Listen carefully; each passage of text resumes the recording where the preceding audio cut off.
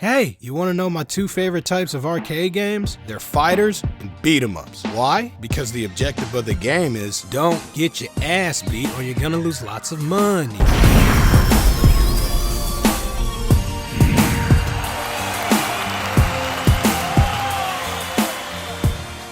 Okay, Vegas is a place where you game, gamble, get laid, get fucked up, and go home and never talk about it. It's Sin City after all, but once upon a time, Vegas was a slightly child-friendlier city where you stayed at awesome hotels. And when your parents went out and they gambled all your college funds away, they left you at one of the bitchin' casino arcades, or at Kids Quest. However, unlike in Japan, where video game lounges are monumental establishments built on top of skyscrapers, they're dead here in the USA, thanks to shit like Call of Duty and Minecraft. And PSN never works because it's always getting hacked. Sadly, the whole arcade scene has died, for better or worse. Dying with it were the experiences of everyone gathering around you as you play Street Fighter and kicking some grown man's ass at it, which is now limited to cons and expos. But what about the games that band us together to kick ass? And I'm talking about beat 'em ups. And here's my top 10 beat 'em ups, excluding Turtles in Time, cause I live right down the street from Konami, and they didn't have it in their front lobby. F your fucking slots, everybody wanna play some Turtles in Time.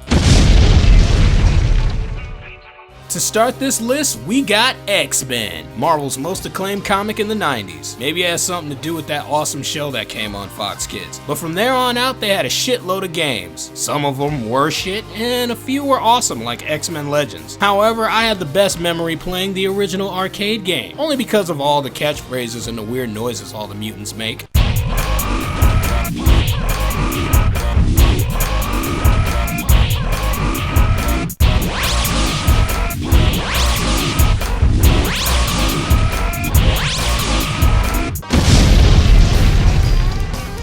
Okay, let me first tell you that I only seen the first Die Hard once and never cared for it much afterwards. Until they got the Buy a Mac guy in one of the sequels. I like that one. But that didn't stop me from playing the Die Hard arcade game at my local bowling alley. And it was called Dynamite Ducks in Japan, but called Die Hard here for marketing reasons. Cause somebody wanted some money. And just like in the game's title, you die a lot. Because the game is so hard. You spend a lot of cash just trying to just beat the damn game. Thank God me and my roommates played the Saturn version. They have this deep scan mini games, farm lives the whole time. So you just don't go broke just trying to beat the quick time events. And that is why the arcades went out of business. People realized that they were paying 50 cents on a game that really wasn't worth their time and money.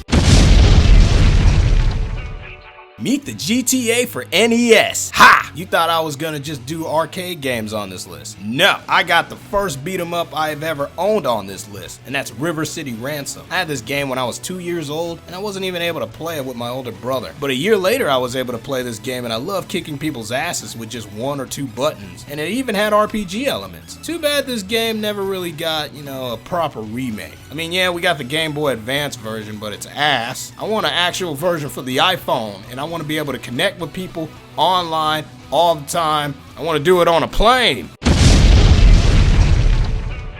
Spider-Man, Spider-Man, nobody wants to play Spider-Man. Just know that in this game, Venom was stronger than Spider-Man and he sucked in his own game. However, I will say that this game had probably the stupidest title of all time, even though it was fun as fuck on the Genesis.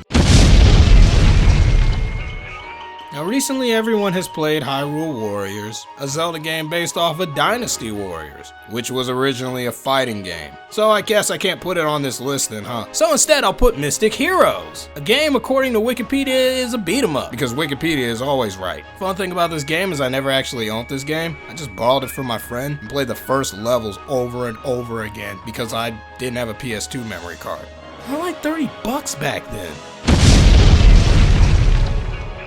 Okay, you guys are probably waiting for Final Fight or Streets of Rage to pop up on this list. But no, hell no, that's what I mean.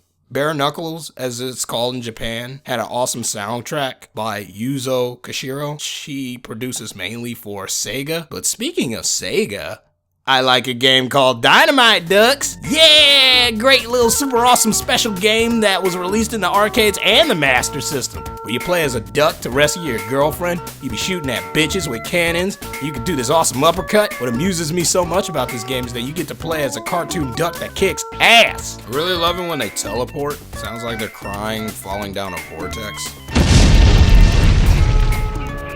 Scott Pilgrim was an awesome comic book released in Canada, and it was about Michael Cera fighting his girlfriend's evil exes. Then it had an over-budget movie, and it came out and it flopped until it was released on DVD. But to coincide with the movie, a downloadable game was released, and it was called Scott Pilgrim vs. the World, the game, and I hated it. No, seriously. Until they released the DLC for playing multiplayer online, I didn't really want to play it until, it came back out with that DLC, and that's when I started picking it up and playing it with other people, because what is a beat 'em up without playing with your friends?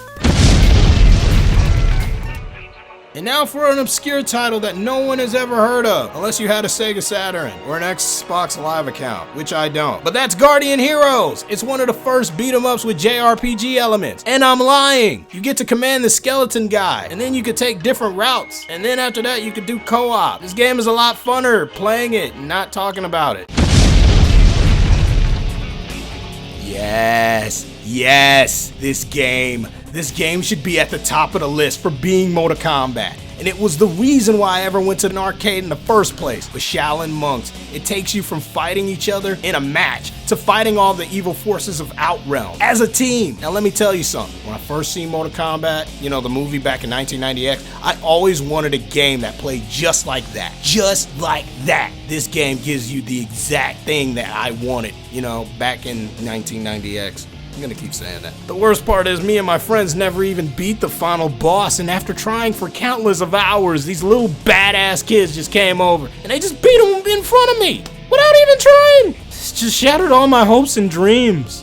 Like, I didn't even want to play the game anymore. I never completed this game because these little shits fucking beat him without even freaking breaking a sweat on the goddamn controller. I wanted to throw the freaking controller at them and tell them to get the fuck out of my house. But it wasn't my house, so goddamn. Now, before I can show you my number one beat 'em up, you can look at all these games that ain't the number one. And they're beat 'em ups.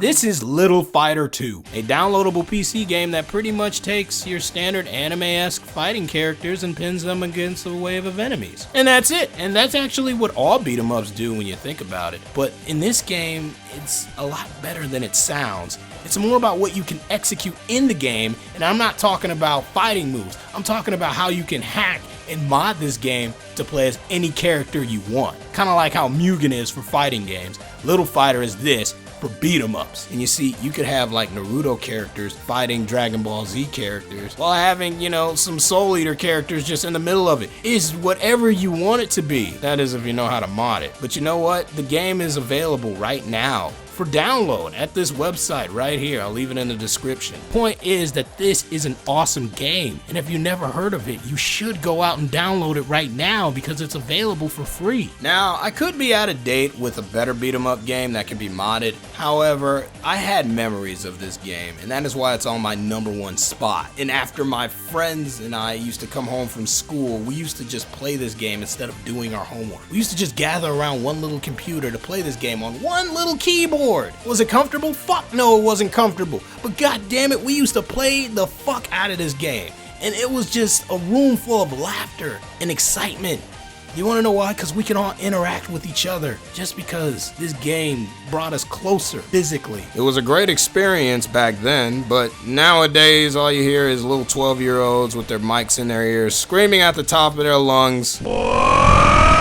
And that's what kids sound like. It's scary how effective this sound effect is. It's scary how much I like it, but I'm pretty sure you guys really like this video. So be sure to click that like button, as well leave in the comments your favorite beat 'em ups. And if you guys aren't subscribed already, be sure to click that subscribe button. And if you really want to keep up with me, follow me on Twitter. And for all my current subscribers, thank you guys for being so patient. These videos take a long time to create, especially finding all the video game music. But at the end of every video, I think I know what tune you guys like to hear. Play that track.